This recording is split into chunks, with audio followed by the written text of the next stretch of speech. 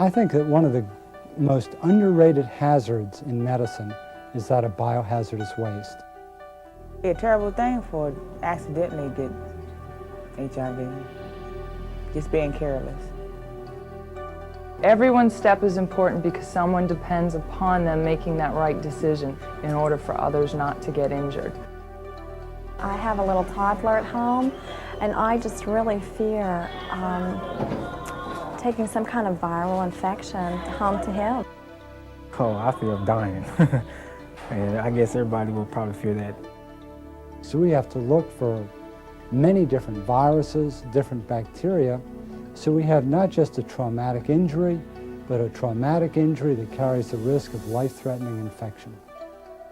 Doctors, medical staffs, nurses, environmental services employees, anyone who comes into contact with biomedical waste harbors some type of fear about being infected with the human immunodeficiency virus, HIV, or hepatitis. If you were exposed to the potentially infectious agents of biomedical waste, even if you aren't found to be infected with HIV, hepatitis, or any other number of life-threatening diseases, the mental anguish and worry can be almost unbearable. Listen to a nurse who was accidentally stuck with a needle and the worry she experienced while waiting for tests to determine if she was infected with either HIV or hepatitis.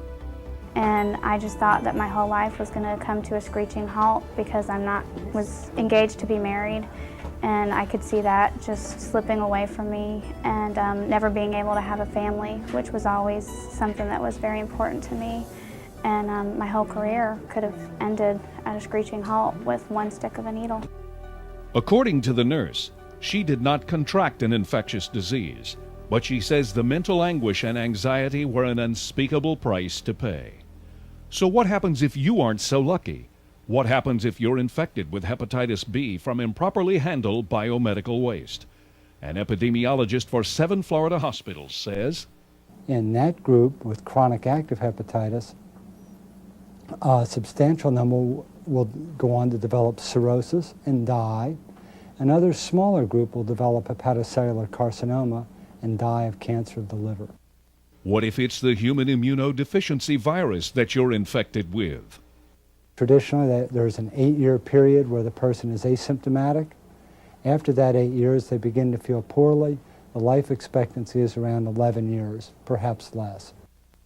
Under the Florida Law and Administrative Code 64E-16, the Florida Department of Health has been given jurisdiction for regulating those who generate, transport, store, or treat biomedical waste. This is one of the most effective, thoughtful laws in the Florida Administrative Code. Since implementation of this code, my experience as epidemiologist at over 7 hospitals has shown an 80% reduction in exposures to hazardous waste. To help protect your health, the health of your coworkers, and the general public, we present this video, The Management of Biomedical Waste under the Florida Administrative Code. In this video today, we'll examine the definition of biomedical waste. We'll review segregation and containment. We'll demonstrate the proper labeling procedures. We'll cover transfer and storage of biomedical waste.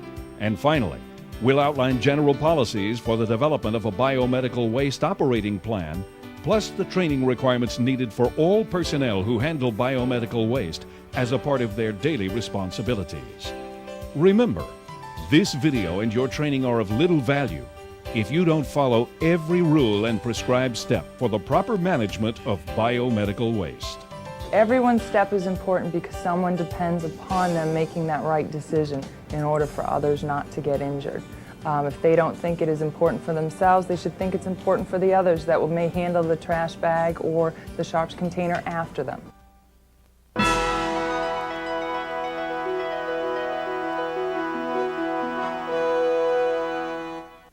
Under Rule 64E-16 of the Florida Administrative Code, biomedical waste is defined as any solid or liquid which may present a threat of infection to humans. Some examples are non-liquid tissue and body parts from humans and other primates, laboratory waste, blood and blood products, body fluids or materials saturated with blood or blood products, and discarded sharps. All healthcare workers should take precaution to prevent injuries which may be caused by sharps. Sharps are defined as materials that are capable of puncturing, lacerating, or otherwise penetrating the skin. And because there is this danger of puncturing the skin or penetrating the skin layer, they need to be put into an approved sharps container. Needles and syringes with needles attached, and contaminated hard plastic or glass objects that are broken are just some examples of sharps. Absorbent materials saturated with blood, body fluids, or excretions or secretions contaminated with blood are biomedical waste. Absorbent materials saturated with blood or blood products that have dried, such as this gauze with dried blood from a surgical wound inside this young boy's ankle cast, are also included. Your gauze, your Band-Aid, your cotton ball is a type of absorbent material that under the definition of the code would have to be saturated to be defined as biomedical waste. The code also includes as biomedical waste non-absorbent disposable devices, such as this disposable plastic surgical drape being taken down by the nurse, that have been contaminated with blood, body fluids, or blood-contaminated secretions or excretions and have not been sterilized or disinfected by an approved method. A non-absorbent device would be a pair of gloves, an IV tube, a urine specimen cup, if there was to have the secretions with the blood in it, etc.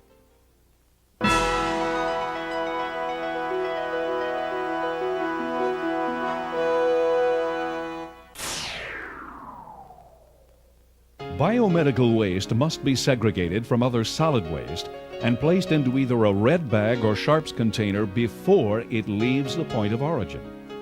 The point of origin for biomedical waste is defined as the room, area, or location where biomedical waste is actually produced. Some generators get confused here and think that they can carry uncontained biomedical waste out of the point of origin and to a red bag or sharps container elsewhere. Proper containment of biomedical waste at the point of origin reduces the risk of exposure. Every sharp needs to be contained in an approved sharps container at the point of origin. If the generator decides not to wall mount a sharps container or put a sharps container on the counter to leave in the room, then he or she may carry the sharps container into the room, place the used syringe and needle into the sharps container, and then carry it out with them. In this example, the supervisor asked the environmental services employee not to put a red bag on a trash cart along with the regular solid waste. She is taking extra precaution because she is aware that if the two are mixed and there is a leaking or ruptured red bag, the entire waste load is contaminated and must then be managed as biomedical waste.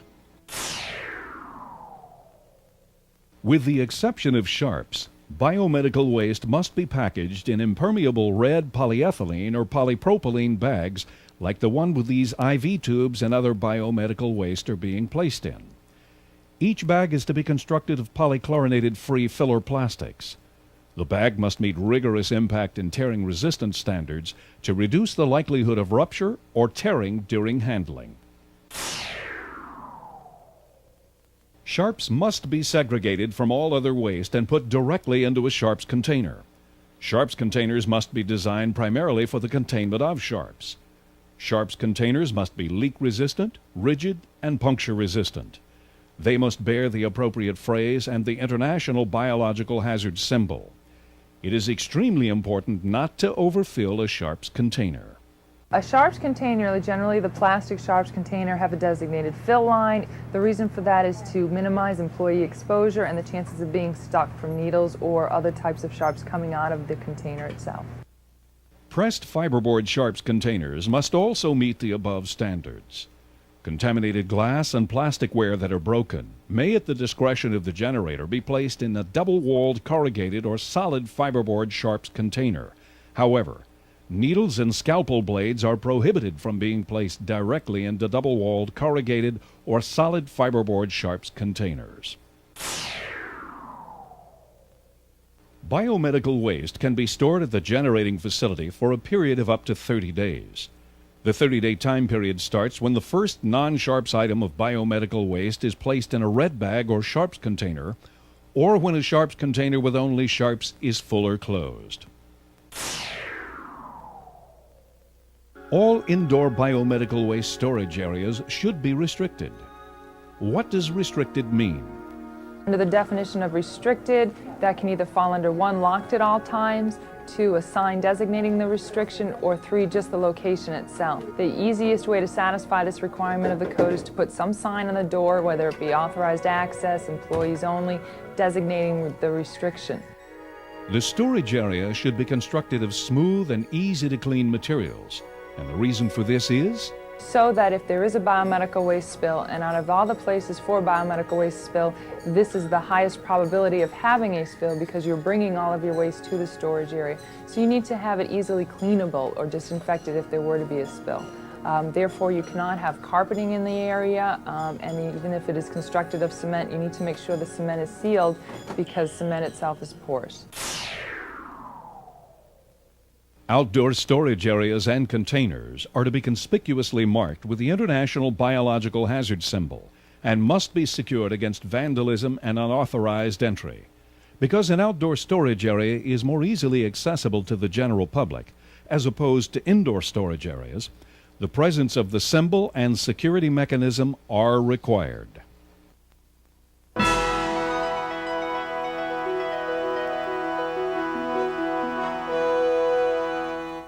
If a generator of biomedical waste has the waste transported away from the generating facility for treatment and disposal, then all packages containing biomedical waste must be appropriately labeled.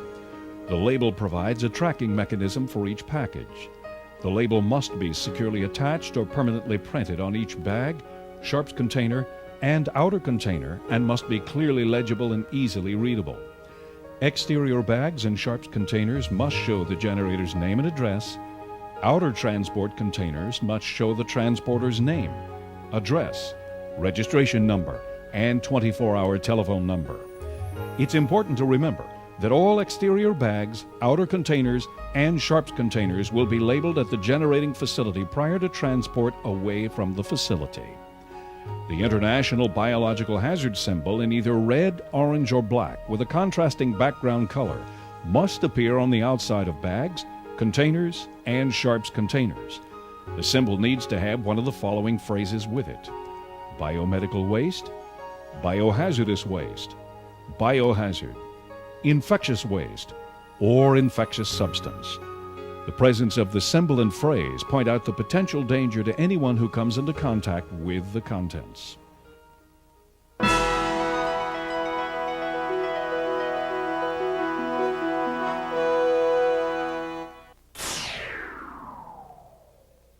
Packages of biomedical waste must remain intact during transfer within the generating facility.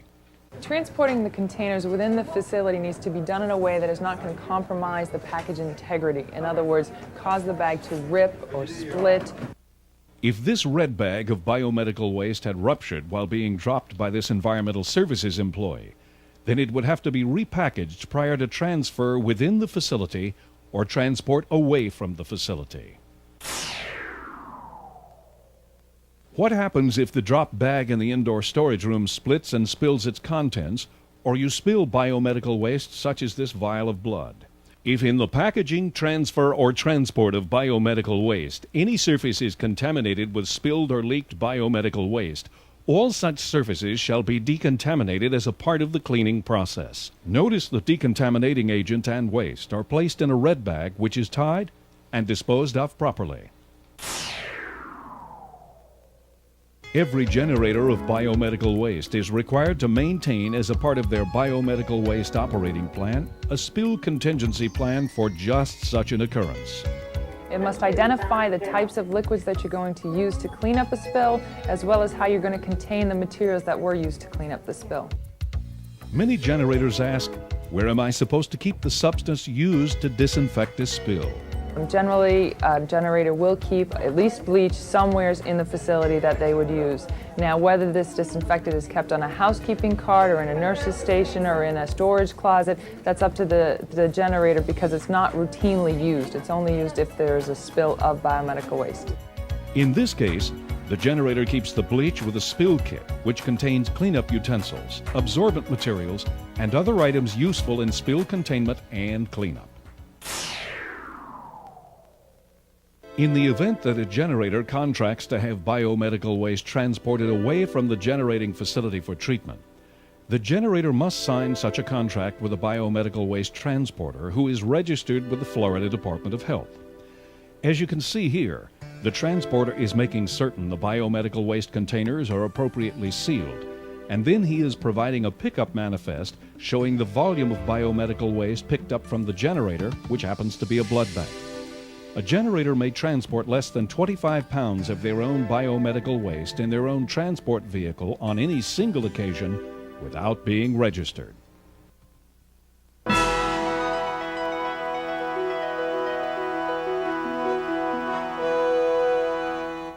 Biomedical waste shall be treated by steam, incineration, or an alternative process approved by the Florida Department of Health. Alternative processes such as chemical, dry heat, or microwave shredding may be used by the generator, provided the manufacturer has submitted a written request to the state health officer, which includes microbiological evidence the proposed process provides a satisfactory level of disinfection against the organisms listed in the department's protocol.